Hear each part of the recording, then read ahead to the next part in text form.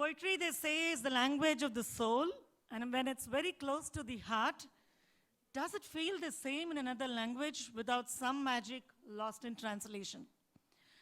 Setting the record straight into the world of translation without losing essence is Arunava Sinha, who translates works from Bengali to English. H.S. Shivaprakash, whose huge body of work has been translated into multiple languages, and they are in conversation with Mamta Sagar. And Mamta Sagar translates between Kannada, English, and we've been seeing her weaving her magic across workshops and sessions. So here we go. Your first translators, writers, and I'm not insane.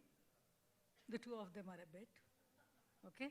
In translating, writing, they're amazing translators. And I also stand in the line. So we begin with you, Arunava. So we will have 3 rounds. We are thinking that the first round will be about specific translations that we have done. The second round will be about the act of translating, the craft of translating. And the third round will be samples of translations that we have done. Should I begin with you? Yes, we'll begin with you. Why don't you start? Alphabetically, alphabetically you should come. We'll take the cue from Mamta. All right, Mamta begins.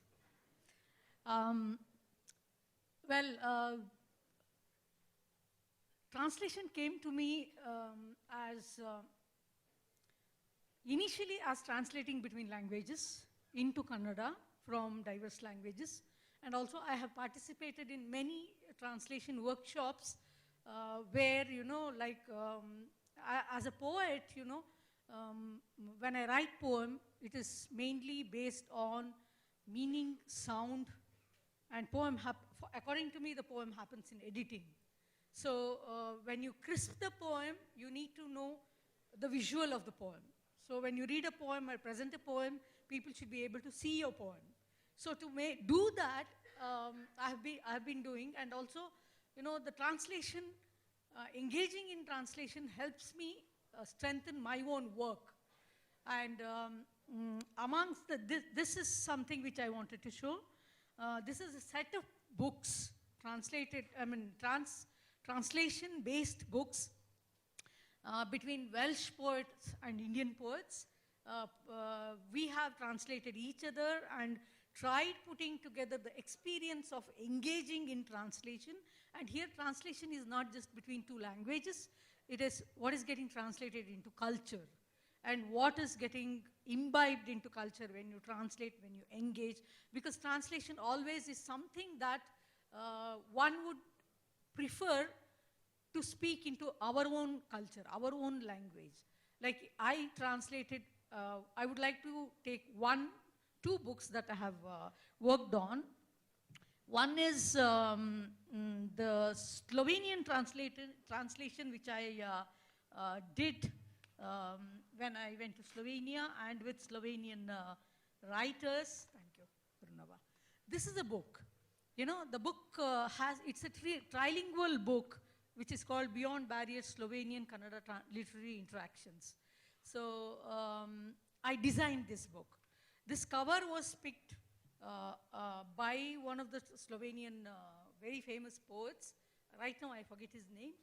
And he lost his mind before he died. And he was an activist and politically he was harassed by the state. And he started scribbling and did this kind of images in his books. So to refer to that, I did the cover for this book. So I brought in a gay activist and a lesbian activist, and Kannada, Slovenian and English and Kannada translations are there in the book. So the book was designed, the book was also here is a group which translated this. I involved my students, research scholars, along with me to translate this because it was important to introduce gender disparities, gender issues and all that. And the other book which I translated was Elif Shafak's 40 Rules of Love into Kannada. And that brought me the Bhasha Bharati translation award. And I took almost 2.5 years to translate that, because I don't call it as a novel, it is a poetry for me, because it's so beautiful and the language is so beautiful. And you know, I had a lot of experiences, and mainly it allowed me to read versions and versions of Quran to understand Islam and the Sufism and diverse things. So the work that you pick to translate, and also I wanted to translate that. I did a long introduction to that book because I wanted that book to come into my language, into one of the Indian language at this point of juncture in socio-political history. So now I pass on my mic to Shiva. Thank you, Mamta. So I've been leading this amphibious existence as a poet and a translator. We also write plays.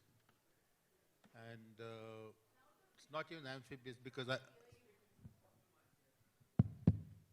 Can you hear me? Ashwini? If you can hear, everybody else can hear. Okay. So it's not even amphibious existence because I don't see much difference between so-called original poetry writing and translation. I 100% agree with Octavio Paz, who said that writing a poem is itself a translation. You're trying to translate something very difficult to put into words. In Sanskrit, they say, Kave Raviprayam Shabda Gocharam. The views of the poets are beyond words. We're still trying to put it into words. And I translate, rather I take to translation when my own creativity meets a dead end. I have to discover, I've exhausted one of my voices, I have to discover another. How do I discover? I read the poets I love, and whenever you love something, you want to possess it. So I want to translate. So for me, translation has been an act, a labor of love. I've translated from Kannada into English, my own works, other people's works. I've translated from other languages. For example, I can translate from Tamil. I've translated from Tamil into Kannada and into English. I can also translate somewhat from Hindi into Kannada. And I've translated from Bengali also. Sometimes I've translated from languages I don't know. For example, I don't know Gujarati. I don't know Oriya, but I've translated from these languages because I discovered that when we make translation not an individual but a collaborative activity, when two poets who write in two different languages who can communicate with each other in a common language, get down to translation, we have the excellent results. Because to be able to translate well, what it means to translate well, I'll tell you my own views about it in a short while. So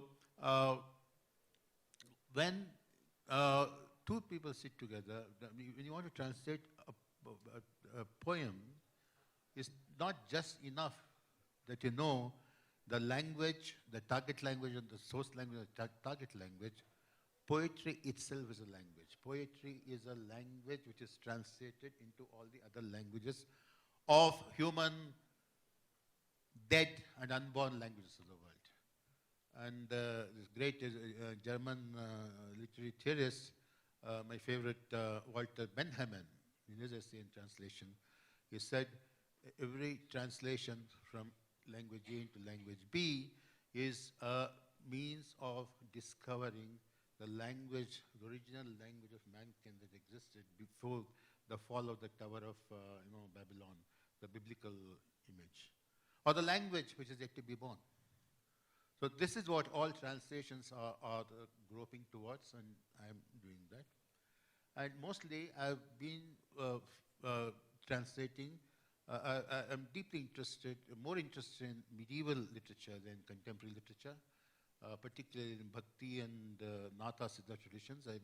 Of course, I have translated lots of contemporary poetry, European poetry, Asian poetry, African poetry, and so on. But my main focus has been on the translation of Bhakti and the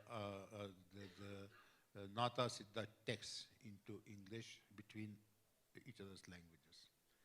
The two ways, just conclude in 1 minute, is one, to translate an Indian language text, say from Kannada or Tamil into English. This is a completely different thing than translating between Indian languages. It's easy to translate the source text into good English. A.K. Ramanujan's translations are very good English.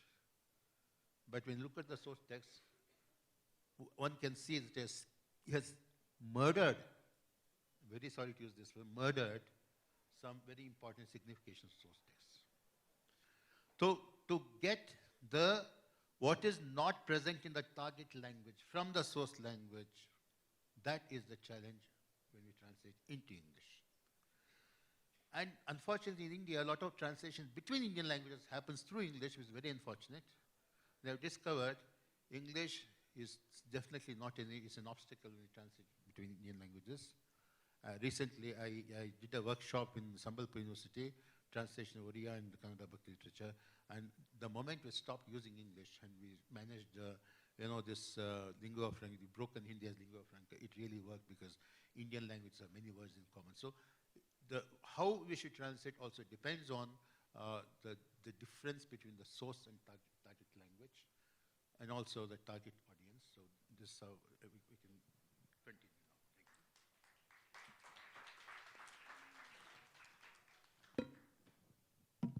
No, I'm not sure I have much to add to anything. It's a kind of madness to write poetry, and it's an even more extreme madness to try to translate, especially for someone who cannot write a line of poetry to save their lives. So sometimes this madness comes over you when you feel, it's like when you hear a song and you want to sing it, no matter how incapable you are actually of singing. So you give it your shot in private in your bathroom.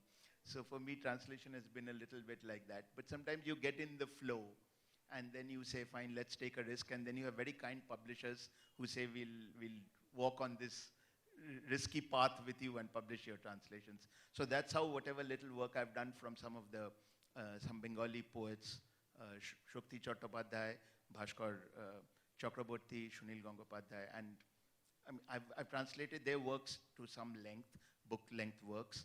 The others are all individual poems by different poets. And if there's one thing I think, as you just pointed out, sir, English is a language far removed. We know that when we translate prose, when we translate poetry, the gap becomes even wider. So you get a kind of joy in making English do things that it will not normally do, and hope that it works. But it's like jumping into the dark. You don't know where you're going to land, whether you're going to land on your feet or not. And I'm sure quite often I've fallen flat on my face as well. I'll just leave it there. To share a bit about the process and engagement in translation, I have translated, as Shiva said, I have translated from all kinds of languages from all over the world. And how does that happen? And my poems are translated into many languages all over the world. How does that happen is like, it's very important, though you use English as a medium, English, as all three of us agree, is very weak to hold the essence of languages beyond English, not even Spanish. Like one of my poems, it was impossible to translate into English. It came out really well in Spanish. So English is used as a medium, and then you sit with the translator, sit with the poet. When you are a translator and a poet, and I sincerely believe that a translation can be better if it is translated by a poet. And it might be wrong, but for me it is right. That's what I believe.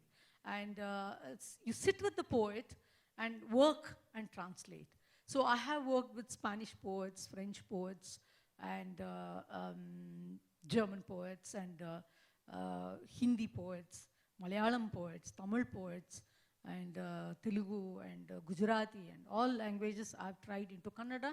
And for me, you know, when it is poetry, I would also want to listen to the sound of the language. Try to go along with the sound. Try bringing that. Possibility is very difficult, but try doing that into Kannada itself. And also when I translate Kannada poetry into English, usually English only. So I have been doing that, and that again is a very difficult thing, as English cannot hold, and English is a language which is not very, you need to do a lot of exercise if it has to go into English. So, this is one thing which I would like to share. And also, you know, reading aloud. Reading aloud helps translation. For me, you know, I always read aloud. I read loudly and listen to what I'm reading. And if I'm translating with someone, I'll ask that poet to read her or his poem aloud to me and explain it. And then I write and then rework on it. So the whole process doesn't happen in one go. It keeps happening. Like when my poems were translated into Italian, we took almost 2.5 years, and we were on Zoom call, and the result was very good because we avoided English. English was just a medium of expression, medium of exchange of thoughts, but it was done very well. So translating, again, you know, beyond this, you know, translating also is important for me. I would translate those things, those kinds of things that would help me speak about what I want to say. You know, like I have also translated Kabir into Kannada for some other work, and I've translated Dasa Sahitya into English for other, it was a commissioned work, but I enjoyed it. I did not just translate, I translated Kanakadasa, who also talks about caste and diverse things. And yeah, translation is not just an activity between two languages. It is an activity between socio-political understanding of our own situation. This much I want to say about the process.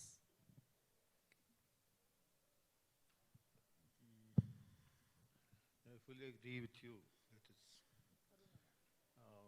We don't know where we are going. You think of translation. I remember a couplet from Lallavak. She said, Laleshwari says, I don't know where I came from. I don't know where I am going. And there is a river here. I can't swim. And the boatman is asking for money. I don't have money. But, oh Shiva, if you come to me, there's no difference between the earth and the water. So, does Shiva come to her? Did he come to her? Maybe he did, that's why she could write such wonderful poems. So this is the situation of a translator. This is one bank and the other bank. River, you can't swim. You're waiting for some miracle to happen. The price that the boatman is asking, which could be in terms of scholarship, I don't have. So I wait for that moment of inspiration when something flashes. Sometimes when I wanted to translate, it will wait for years. There's a very famous poem by William Blake in English, one of my favorites. Everybody knows it. Every school child knows it. Tiger, tiger, burning bright in the forest of the night. I had to wait for 15 years to get the simple words. Tiger, tiger, burning bright in the forest of the night. One day, in a dream, I got this. Hey, huli, daga, daga, uri, katta, da, kari.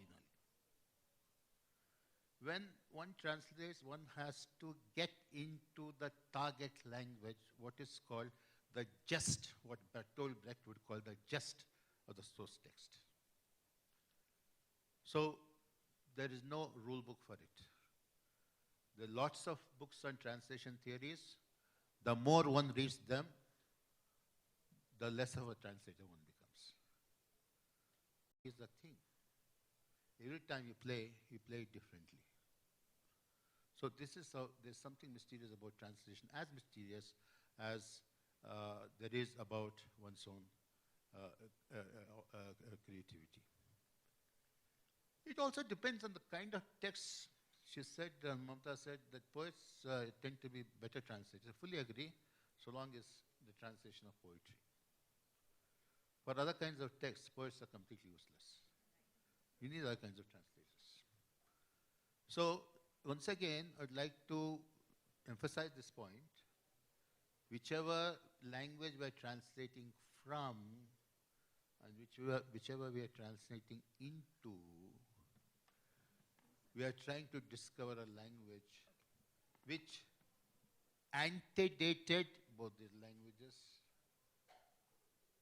or which is beyond both these languages. I remember a line from Rumi. He says that our wine was brewed before all the vineyards of the world. I'd like to add, this wine will outlast all the vineyards of the world. So every act of translation is an attempt to rediscover the language that we lost, the language that belongs to everybody.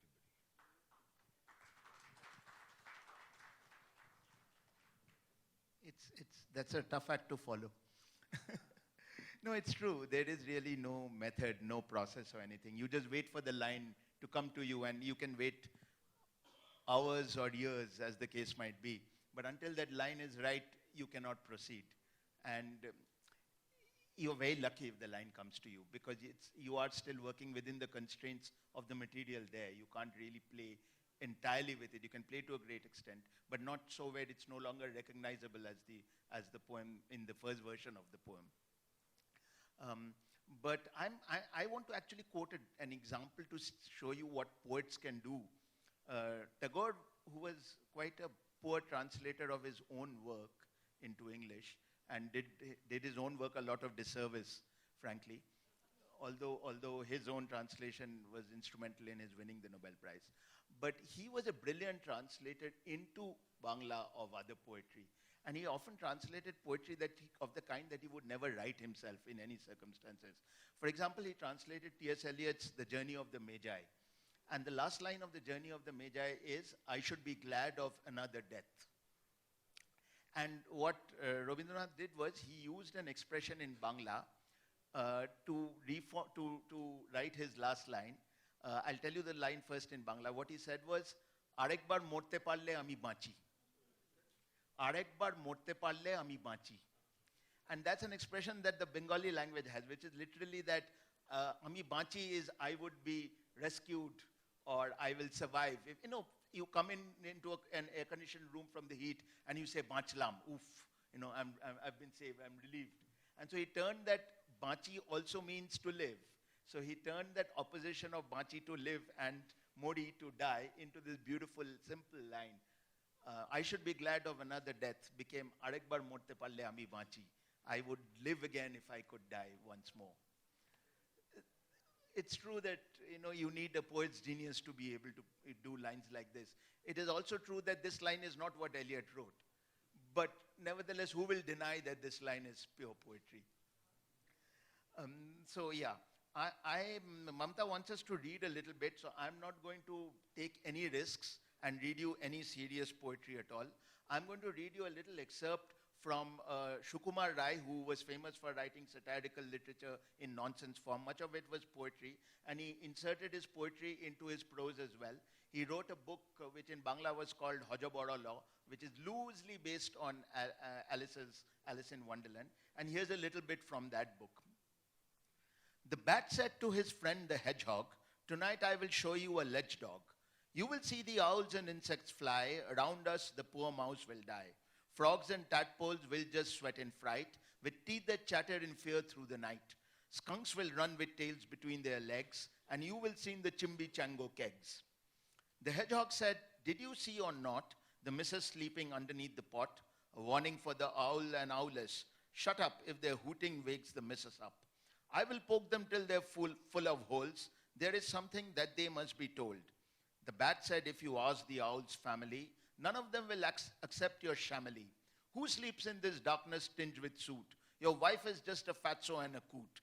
And you are getting crazier by the day, a chimney-checking ugly face of clay."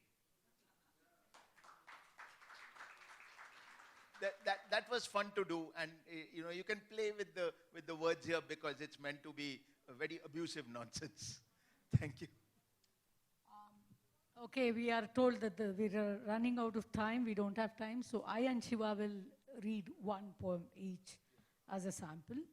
And I would like to read this poem by a Kannada poet called Chand Pasha, who is one of the finest poets of our time.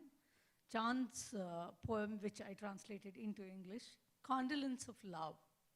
Lonely nights seem so dry, clueless of your shadow.